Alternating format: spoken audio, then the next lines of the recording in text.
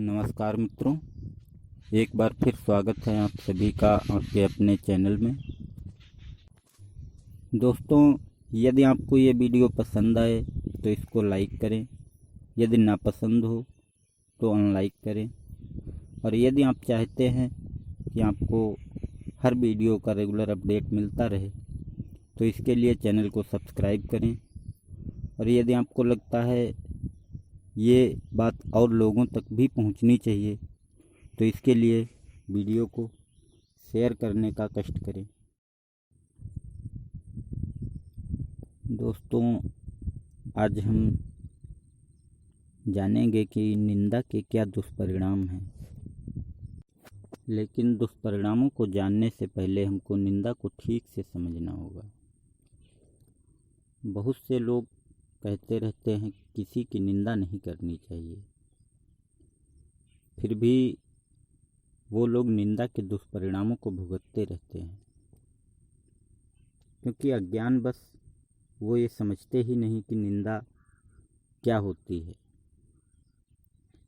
वो अनजाने में निंदा ही करते रहते हैं, मुख से तो कुछ नहीं कहते, फिर भी वो निंदा ही करते रहते हैं। किसी ने हमारे घर में चोरी की। अब यदि हम किसी से ना कहें कि वो व्यक्ति चोर है तो ऐसी स्थिति में उसका साहस बढ़ जाएगा। कल को वो किसी और घर में चोरी करेगा, परसों किसी और घर में। तो इस तरह से वो जिन घरों में चोरी करेगा उनकी आर्थिक हानि होगी, उनको भी नुकसान होगा।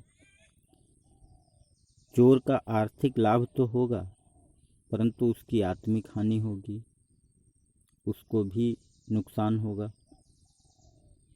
तो इससे किसी का क्या भला होगा। तो यदि हम चोर को चोर कह दें तो ये निंदा नहीं होगी, इससे किसी का भला ही होगा। तुलसीदास जी ने दुष्टों के गुणों का बखान किया है। कबीरदास जी ने हिंदू संप्रदाय और मुस्लिम संप्रदाय दोनों के अवगुणों को बताया है। तो क्या इनकी बातों को भी निंदा की श्रेणी में रखा जाएगा? आइए जानते हैं निंदा से किसे और क्या हानियां होती हैं। यदि हम किसी के अवगुणों का चिंतन लगातार करते रहेंगे तो वो बखान हमारे मुख से हो या ना हो कोई फर्क नहीं पड़ता।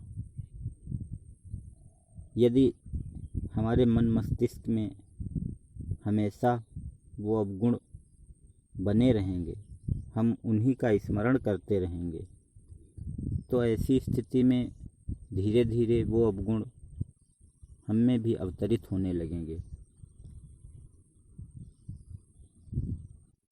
इससे हमारी ये हानि होगी कि हम जिन अवगुणों से नफरत करते थे, जिस तरह का चरित्र हमको पसंद नहीं था, हमारा स्वयं का चरित्र वैसा ही हो जाएगा, वही अवगुण हमारे अंदर आ जाएंगे। इसीलिए शास्त्रों में गुरु निंदा को घोर पाप बताया गया है, क्योंकि हर साधक का कर्तव्य है कि वो अपने गुरु का चिंतन करे और वो गुरु का चिंतन जिन जिन गुणों के साथ करेगा वही गुण उसमें अवतरित होंगे। तो ऐसे में यदि हम गुरु में कोई अवगुण देखते हैं और वो अवगुण हमारे मन मस्तिष्क में हमेशा बना रहता है, तो ऐसी स्थिति में गुरु के बाकी गुणों के साथ वो अवगुण भी हमारे अंदर आएगा। वो अवगुण गुरु में तो पता नहीं है या नहीं है, परंतु साधक में चिंतन की वजह से अवश्य आ जाएगा। तो इसीलिए गुरु की निंदा को जघन्य पाप बताया गया है। परंतु वहाँ पर निंदा का मतलब है कि कोई अवगुण हमारे मन मस्तिष्क में न हो। यदि गुरु का कोई अवगुण हमको जान पड़ रहा है तो उसको मस्तिष्क में रखने से बेहतर है कि उसकी पुष्टि कर ली जाए, उसको ठीक तरह से जान लिया जाए कि क्या वजह है। यदि हम इस वजह से उस बात को मन में ही रखेंगे कि गुरु निंदा महापाप है, हम किसी से उस संबंध में कोई सवाल नहीं करेंगे इस डर से कि कहीं हमसे पाप न हो जाए, तो गुरु निंदा का पाप का परिणाम जो होगा वो हमको भुगतना ही पड़ेगा।